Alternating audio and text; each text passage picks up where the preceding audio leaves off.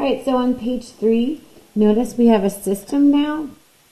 And with the system of equations, what we're looking for as far as the solutions go, are where do these two lines cross? So we have an interesting graph here. Y is equal to -6. 1, 2, 3, 4, 5, 6. So go back to your Algebra 1 days, where we know that that's a HOI, a horizontal line with a slope of 0 and only a y. Now this is interesting here. We have an x and a y squared. So you're like, wait a minute, what kind of graph is this? And when I have an x and a y squared, that's going to be my circle graph. So what we need to recognize is with a circle graph, my radius is going to be the square root of this constant term. So my radius is equal to the square root of 100, or 10. Neither of these graphs, my x or y coordinates, have a shift. So when we talk about our standard form of a circle, we have x minus h and y minus k inside of those parentheses that are being squared is equal to r squared. Because there's nothing inside these parentheses, I know that this graph has a center on 0. So when I count down 10, up 10, left 10, and right 10, that's my best shot to be able to draw that circle. Now, the only values that you can actually count are your horizontal and vertical. At this point, it's up to you to do your best to draw the circle, but I'm pretty sure that finding an intersection point is going to be tricky.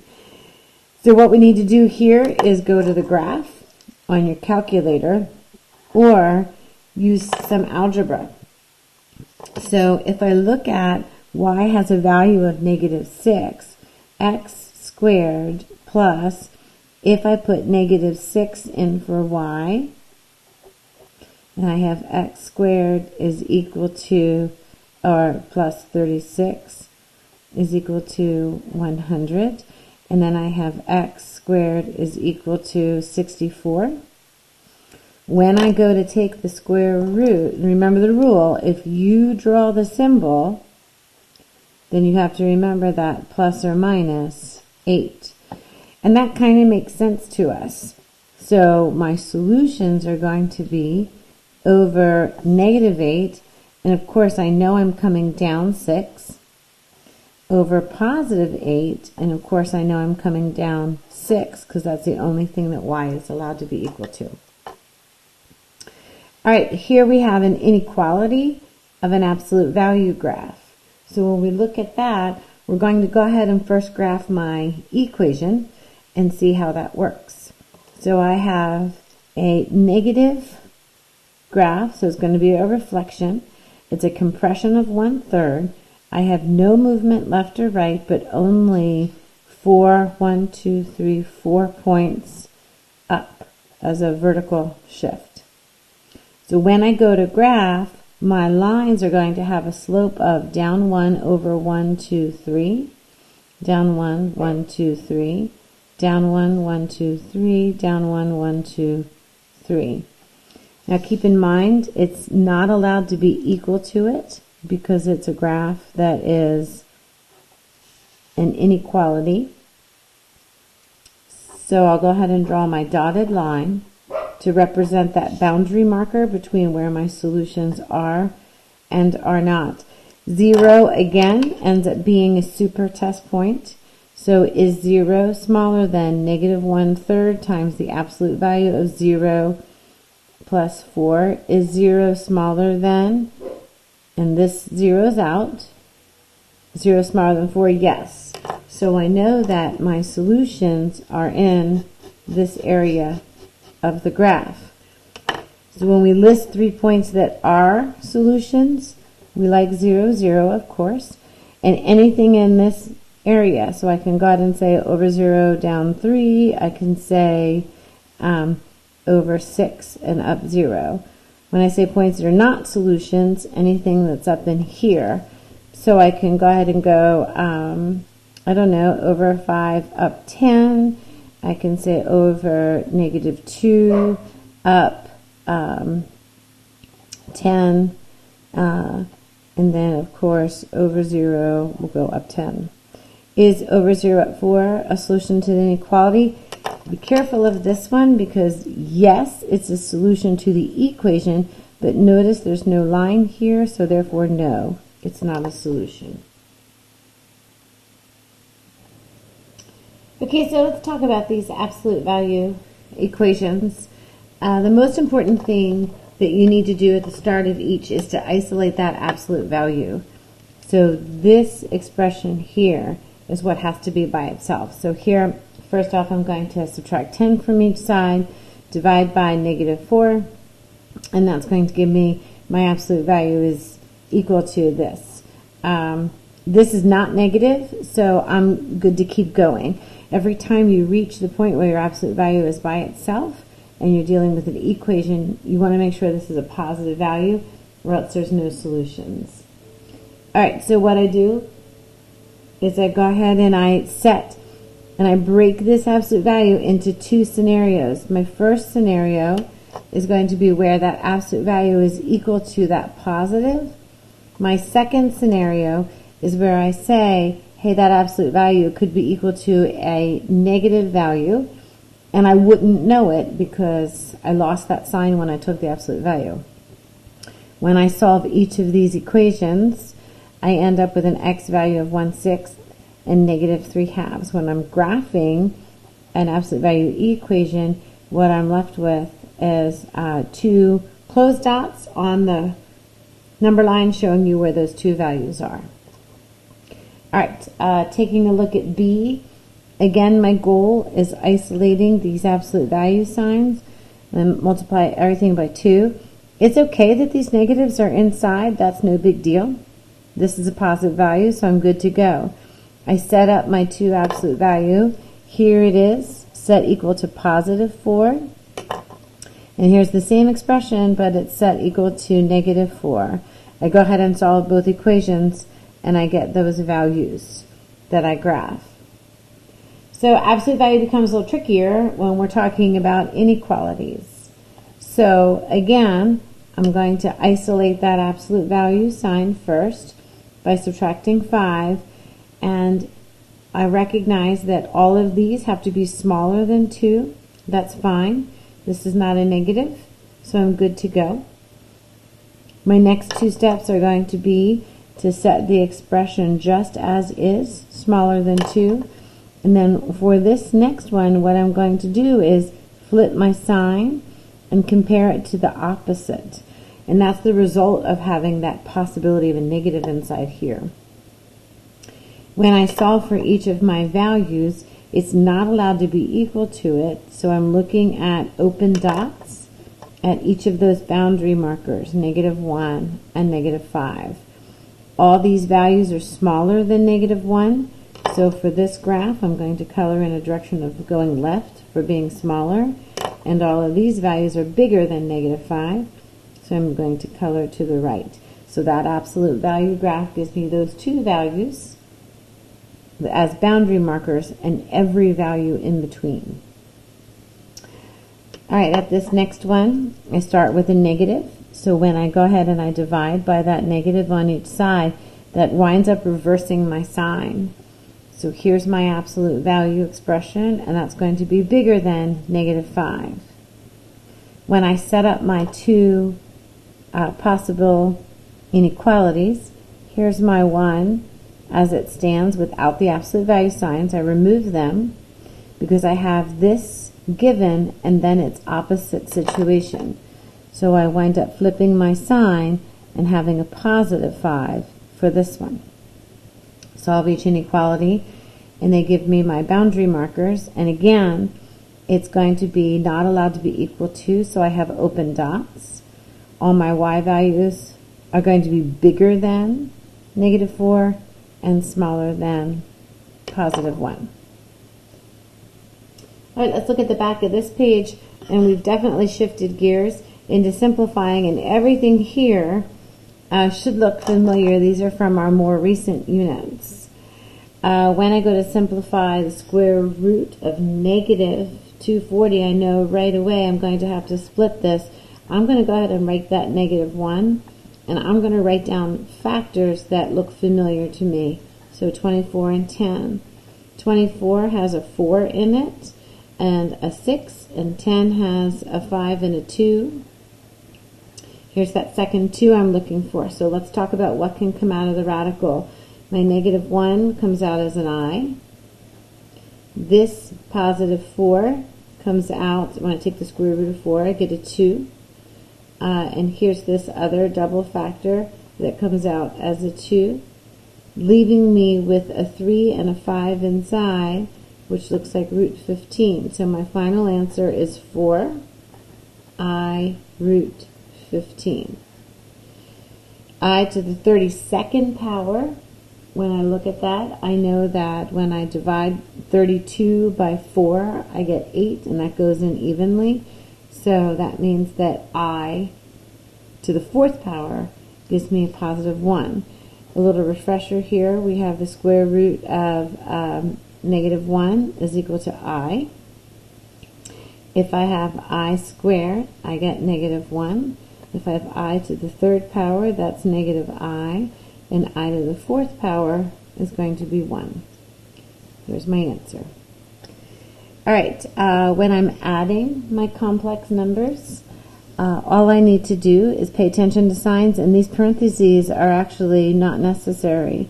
So I can combine my whole values into 9, and I can have my 3i and my negative 2i are just going to be 1 positive I. If I have a subtraction sign here, I'm going to have to be careful to distribute that negative. So 5 plus 3i minus 4, and then that's going to be plus 2i. My 5 minus 4 is positive 1. 3i plus 2i is going to be 5 i's. Now I'm doing multiplication, so I have to remember to FOIL this one. So 5 times 4 is 20. My outside products is going to be negative 10i. My inside products is positive 12i. And my last terms are going to be negative 6i squared. When I combine like terms, my i's are going to be positive 2i's.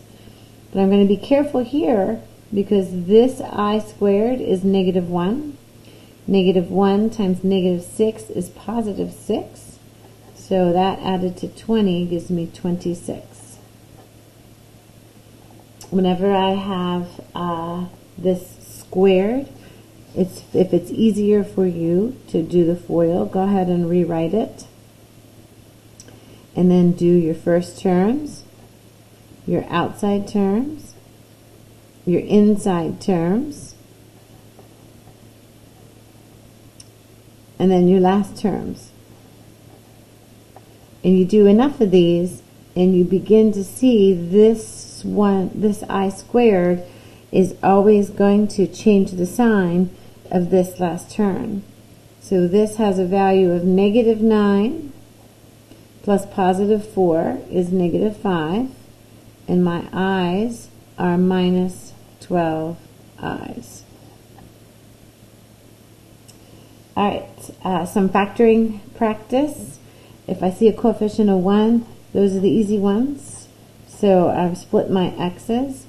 Two numbers that multiply together to give me negative 14 and add together to give me negative 5. That's negative 7 and positive 2.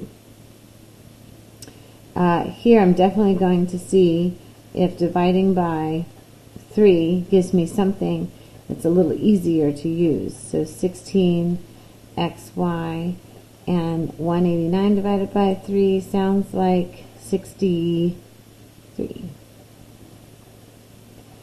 So don't worry about these variables too much.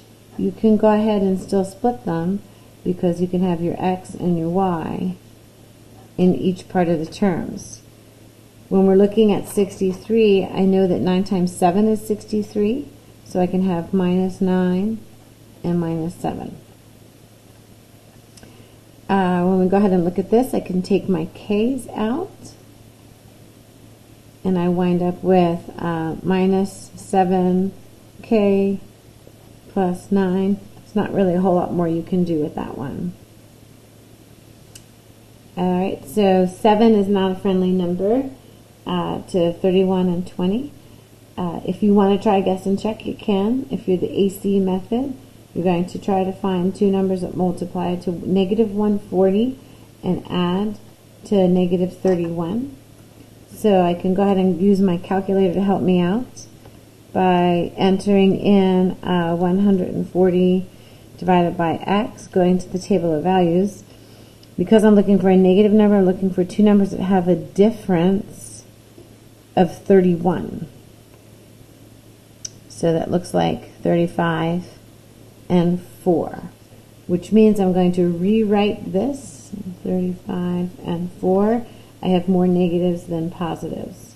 So that's 7x squared minus 35x's plus 4x's minus 20. When we do this, it's this middle term that I'm rewriting as these two terms. My first term and last term stay the same. My whole reason for doing this is so I can factor by grouping. I can take a 7 and an x out of this, leaving me with x minus 5. I can take a 4 out of this, leaving me with x minus 5. Therefore, my factors are x minus 5 and 7x plus 4. Here's my fourth power. So I'm going to go ahead and put, here's how I get my 2b to the fourth. That's the only way to split 2. 21 also doesn't have a whole lot of possibilities, just 1 and 21, which I know is not possible to get this middle term of 17 because I don't have any negatives. So I must be looking at 3 and 7. So either, and everything is positive, so either this is 3 and this is 7, or this is 7 and this is 3. So if I put 3 here and 7 here, I'm looking at 14 plus 3. Yep, that's equal to 17. So that's how I know those are my factors. I'm going to go ahead and factor out an n squared. So an n squared comes out, and so does a 4. And that's going to leave me with 7n squared. Take a 4 out, plus 4n. Take a 4 out, minus 20. So again, with 7, I'm probably going to go ahead and, we're stuck on this 140. It's an odd combination. 140. I still have this in my calculator from before.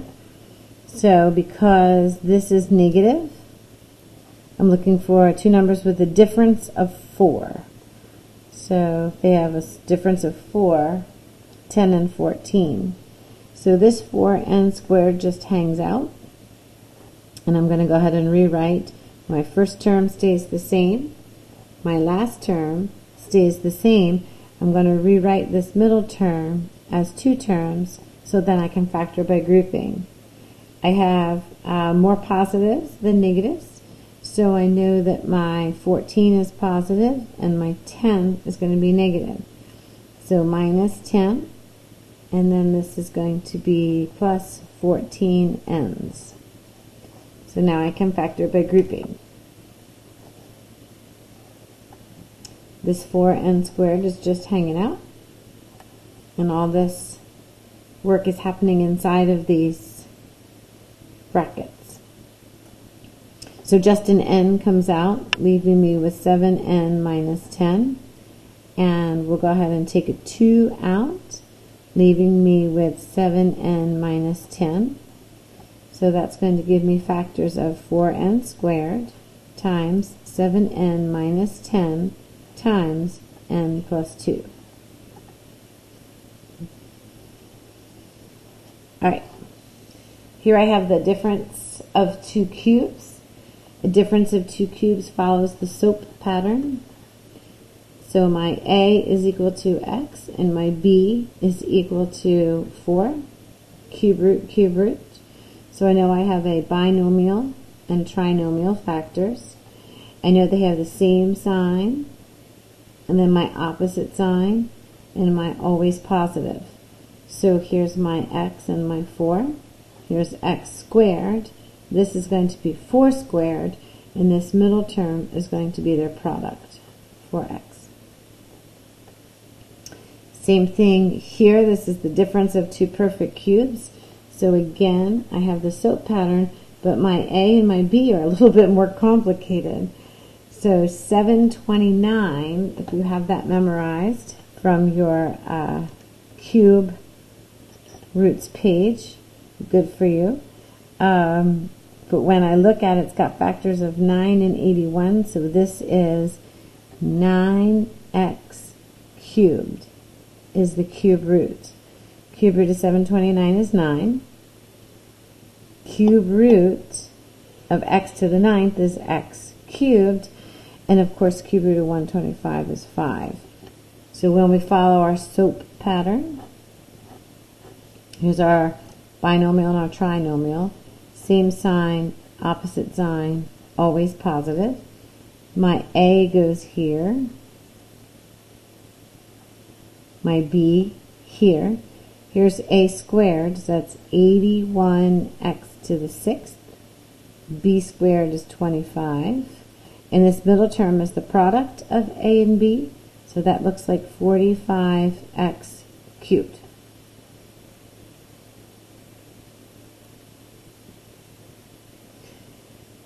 Okay, so when I look at this one, I see 4 terms. And I cannot factor anything out, so the only way to factor this one is going to be by grouping. I don't want to lose track of this negative, so I'm going to go ahead and change that to plus the opposite. When I look here, an x squared can come out, and that leaves me with an x minus 5.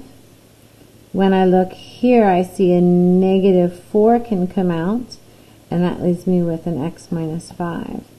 So this x minus 5 factor comes out, leaving me with x squared minus 4. This is a difference of two perfect squares.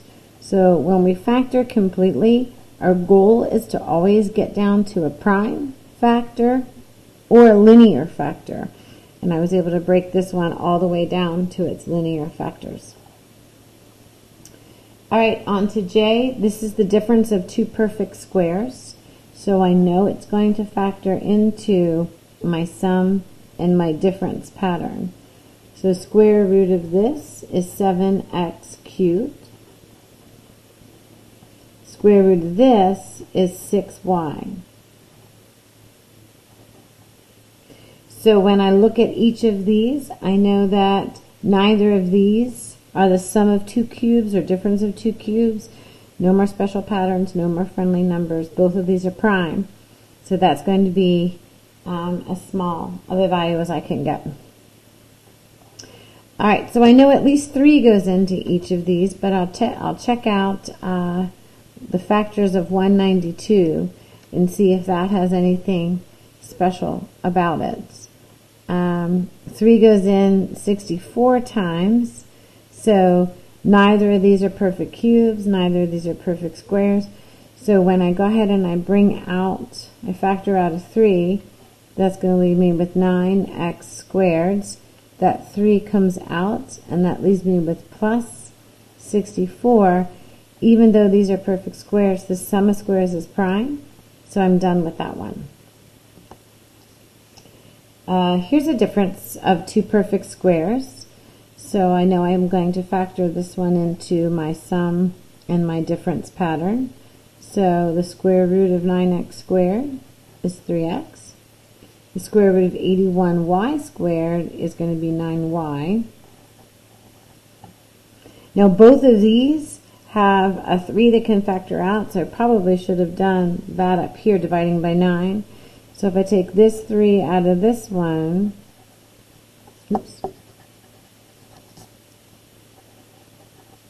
and this 3 out of this one, that's going to give me 9, 3 times 3, times x plus 3y times x minus 3y. All right, that's your second page, sides 3 and 4. Keep going.